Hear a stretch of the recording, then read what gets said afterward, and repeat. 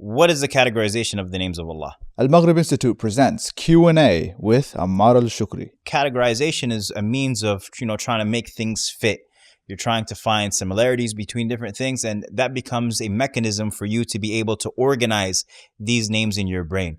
And different scholars have come up with many different ways to categorize the names of Allah. These are the names that are talking about His mercy. These are the names that are talking about His beauty. These are the names of different things that they used. However, the way that we're going to go about this course, inshallah ta'ala, His Majesty, is, and I'm getting excited just with the name. It's a beautiful name, and I'm very happy, and I hope that inshallah ta'ala we do His Majesty justice, even though the Prophet ﷺ himself said, "La uhsi thana'an alayk." He said, I don't have the ability to praise you.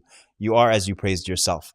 And so when we come to this course, His Majesty, inshallah ta'ala, what we're going to do is a very creative way for us to present these names. And that is, we're actually going to make the names in story format. And so when you attend the course, inshallah ta'ala, if you attend the course, we're actually going to follow a number of characters as they go through a very intense fictional day. But these moments that we experience with them are going to unlock the names of Allah Azza wa Jal. And so, as you know, storytelling is an incredibly emotional way for us to convey meaning. And hence, the Quran is filled with stories. And we thought, what better way to make the names of Allah Azza wa Jal real than to connect them with stories that will ingrain these moments in our mind.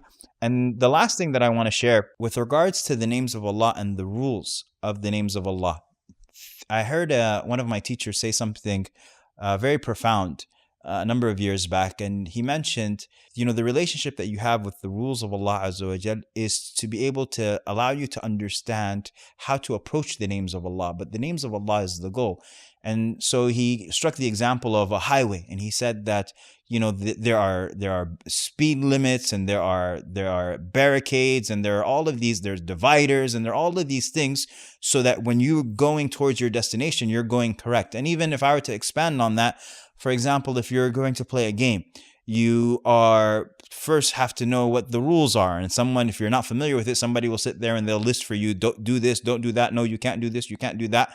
But that's not the purpose. The rules are not the purpose. The purpose is that you know the rules so that you don't transgress your bounds, or that you don't make any mistake entering into that realm. And that's similar when it comes to the names of Allah Azza wa Jalla, even though it's not a game at all. But the point is that the rules are not the goal. And so when we learn about that, you don't make Allah Azza wa Jalla similar to someone else, or that you don't say about Allah's attributes that this is exactly how He does it. You don't know these things. Or that you don't say, for example, the attribute or the name of Allah means something different than its apparent meaning, that you don't change the meaning on it.